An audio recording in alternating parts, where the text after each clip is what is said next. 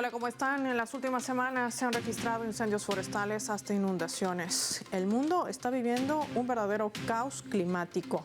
Esto será una respuesta al modelo económico y la deforestación. ¿Qué implicación tiene también en la decisión de los gobernantes en medio de las disputas globales? Hoy vamos a analizar todos los escenarios. Inicia así el mapa. Bienvenidos.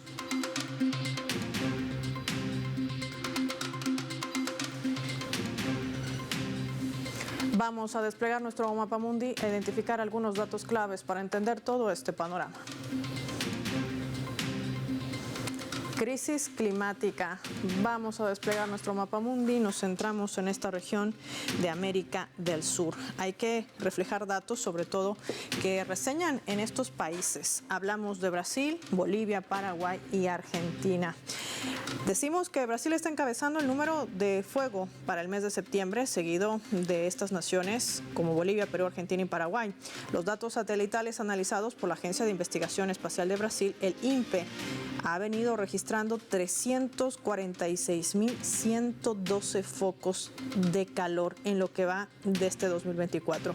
Esto en 13 naciones suramericanas, superando el récord anterior de la gestión 2007, que eran de 345.322 focos, en una serie de datos que se remonta ya a las estadísticas del año de 1998. Estas semanas también se consumen hectáreas en el Pantanal, considerado el mayor humedal del mundo, ubicado en el Brasil, una región que forma parte del Mato Grosso del Sur y alcanza también a países como Bolivia y Paraguay. Una superficie quemada que se ha incrementado en un 2.362% ya también para esta gestión. Respecto a ese primer trimestre de la misma temporada, pero del año 2023. Vemos más datos en torno a nuestro mapa, también para ver cuál es el otro panorama. Y es que nos vamos hasta el continente europeo. Allí continúan afectaciones por inundaciones, sobre todo en el norte de países como Italia e Inglaterra. Las lluvias dejaron miles de desplazados ya tras una semana del paso de esta tormenta. Hablamos de Boris. Hay que decir también que hay varios muertos, damnificados, mientras se espera que el clima comience a mejorar pronto. Al menos 22 personas habrían perdido la vida, según las últimas estadísticas, y todo esto se centra en Europa Central y Oriental. Países como Austria, Polonia, República Checa y Rumanía son parte también de los países más golpeados por estas inundaciones que ha generado el desbordamiento de ríos, ruptura de diques, inundaciones de algunas ciudades, y las autoridades meteorológicas han dado también un mejor pronóstico quizás para los próximos días, pero las alertas se mantienen encendidas. Vamos a analizar todo este panorama con nuestros invitados. Para ello recibimos a nuestro primer invitado. Nos acompaña en directo desde Brasil, profesor universitario Moisés Balestro con nosotros. Gracias por su tiempo para el mapa. Bienvenido a Telesur. Bienvenido a Telesur. Muchas gracias. Profesor Balestro, nuestra región, sobre todo América del Sur, está registrando incendios forestales. ¿Qué representa esto? ¿Qué significa en realidad en medio además de los contextos actuales? Se habla de quemas ilegales y por otro lado también del permanente negocio que hay detrás con la presencia de transnacionales. ¿Influye este factor? ¿Cómo lo leemos? Bueno, si uno considera la serie histórica de las quemadas, hubo otros años que también la cantidad de focos de quemadas fue muy alto. Aunque el más alto es justo ese año, porque todos los años hay esas quemadas, ¿no? Lo que es importante es analizar que hay distinciones entre los estados más afectados de Brasil por las quemadas con la mayor cantidad son la Amazonía, el estado de Amazonía, Pará y Mato Grosso. Sobre todo en la cantidad de esos fuegos. También hay en Mato Grosso del Sur, en Pantanal, pero sobre todo ahí está concentradas las quemadas. Lo que pasa es que eso varía. El tipo de propiedad fundiaria, el tipo de propiedad varía donde están más concentrados los fuegos, varía de un estado al otro. Por ejemplo, en el caso de Pará, son las tierras indígenas las que más tienen quemadas. En el caso de Amazonía ya es más una región que sería ya una región de una ocupación agrícola pecuaria. En el caso de Maranhão, eso se mezcla también con una área de ocupación agropecuaria y otra área indígena y algo de las unidades de conservación, aunque sea un porcentaje menor. Entonces, una cosa importante para investigar, aún no hay investigaciones en curso de la Policía Federal de Brasil sobre algunas quemadas que de hecho fueran propositales.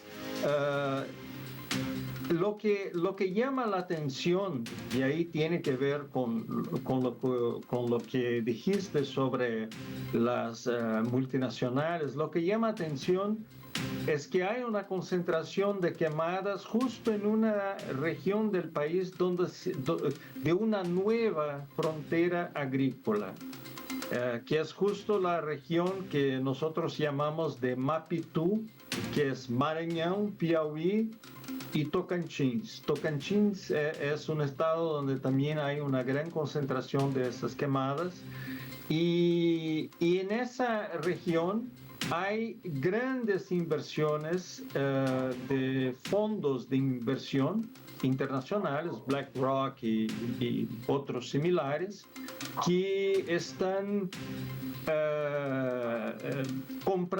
que han comprado muchas tierras ahí y que están involucrados con la producción de la soya y también algo de ganadería.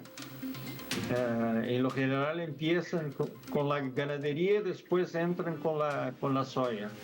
Bueno, sí. No tenemos los datos aún de una investigación más concreta, pero llama la atención que hay la geografía de las quemadas está muy concentrada en esas regiones donde hay muchas inversiones y donde predomina grandes propiedades rurales. Ese es un punto.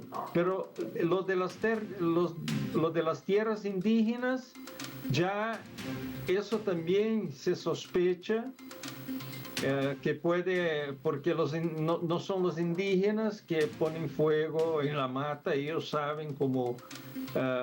Entonces también hay sospechas de que sean propositales para crear condiciones de una reducción de ese territorio indígena. Son aspectos fundamentales que nos ayudan a entender un poco cómo se está enfrentando estos focos forestales, que en su mayoría son provocados por la acción humana. La pregunta es, ¿bajo qué intereses? Quiero agradecer al profesor Moisés Balestro por su tiempo. Marquemos una pausa revisando nuestra escala.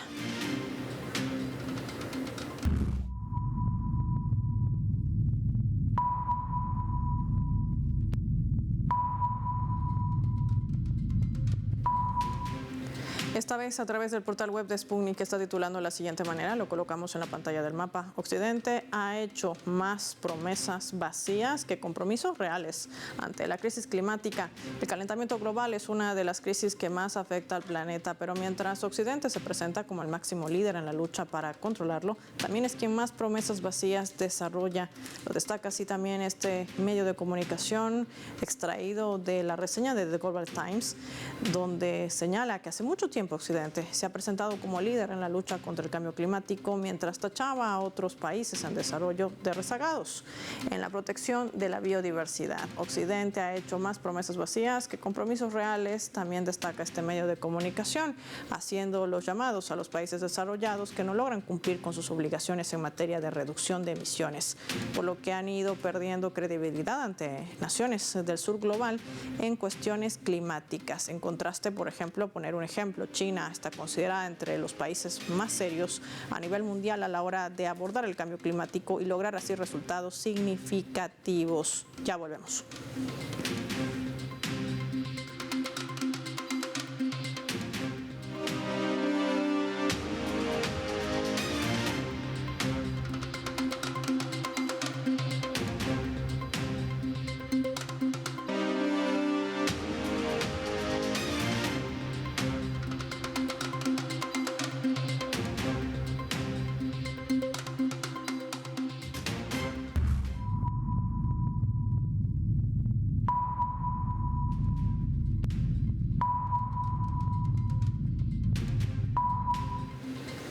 Vamos a sumar otro elemento también para el análisis a través de la fotografía. Esa es la apuesta de los efectos de la crisis climática que atraviesa el planeta. Y en contraparte, vemos a la Asamblea General de Naciones Unidas en su periodo 79 que está sesionando en Nueva York. Allí líderes del mundo también están debatiendo sobre este fenómeno climatológico. Lo reseñan como un desafío también en medio de las disputas globales. Hablan de mejorar el desarrollo sostenible, entre declaraciones que han partido en su inauguración a la cabeza del secretario general Antonio Gutiérrez. Se habla de financiación para apoyar estos cambios, garantizando tanto a los países desarrollados como en desarrollo puedan acceder, hablan de las herramientas necesarias para mitigar el impacto de este fenómeno climatológico. Frente a un panorama también de catástrofes ambientales crecientes, queda claro que el tiempo de actuar es ahora y los países más contaminantes no pueden seguir evadiendo su responsabilidad. Era parte del discurso también de apertura en Naciones Unidas.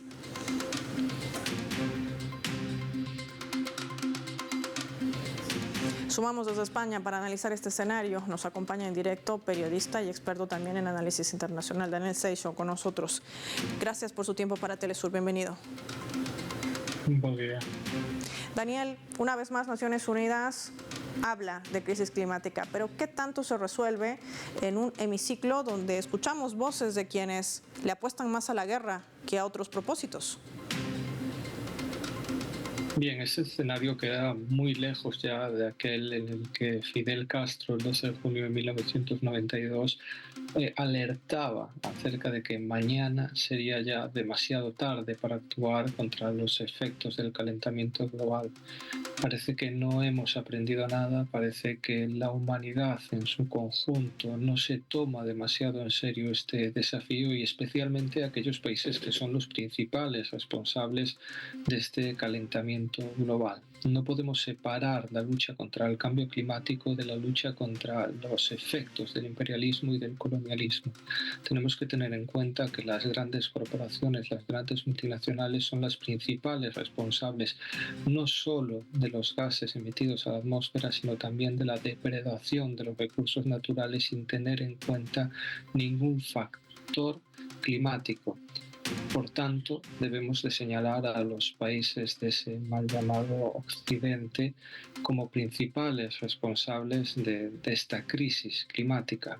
¿Y en qué se encuentran ahora mismo inmersos estos países? Pues en fomentar la política de guerra, en gastar ingentes recursos en un sistema capitalista de consumo desmedido y en parasitar a otros pueblos para seguir manteniendo este estilo de vida totalmente insostenible. Tenemos que preguntarnos cuál es la huella ecológica de esta gran industria, la matanza que a día de hoy Occidente pone encima del tablero global, y debemos de preguntarnos también cuál es el precio de mantener un sistema en el que el 1% de la población parece atribuirse el derecho a consumir ingentes cantidades de recursos y a seguir destrozando, a seguir contaminando y envenenando un planeta que nos pertenece a todos.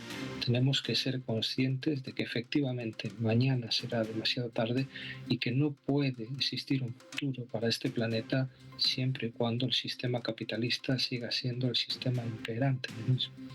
Y hablando del sistema capitalista, Daniel, llama la atención el hecho de que la Argentina sí registra focos de calor. Hablamos de incendios forestales. Muchas de estas provincias están solicitando una declaratoria de emergencia al gobierno de Javier Milei, pero no hay una respuesta.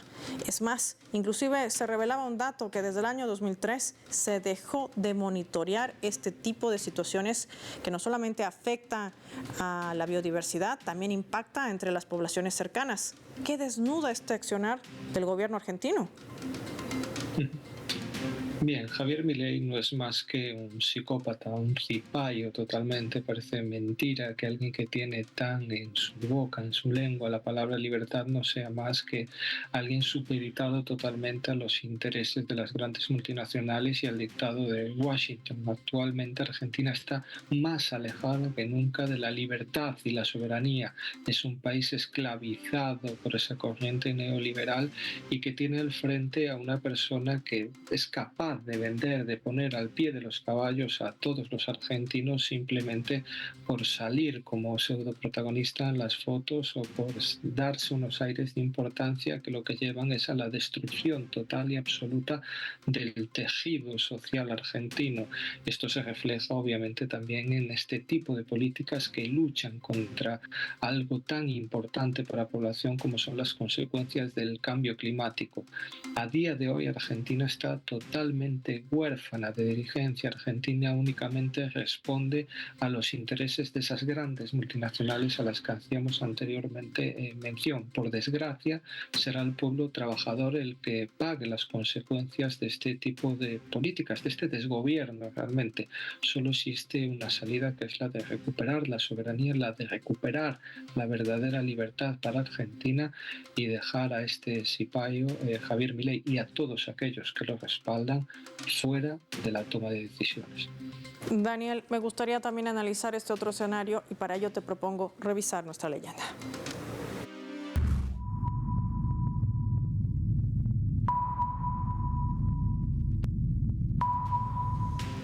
Esto reseñaba el presidente de Colombia, Gustavo Petro, también en el marco de la 79 sesión general de Naciones Unidas. La poderosa oligarquía, decía Petro, global permite que tiren bombas a las mujeres, los ancianos y los niños de Gaza, o bloquee económicamente a los países rebeldes que no encajan en su dominio, como Cuba o Venezuela. Daniel, lo que reseña el presidente de Colombia nos lleva a preguntarnos, ¿estaremos realmente en una crisis civilizatoria? Y si es así, ¿qué hay que salvar primero?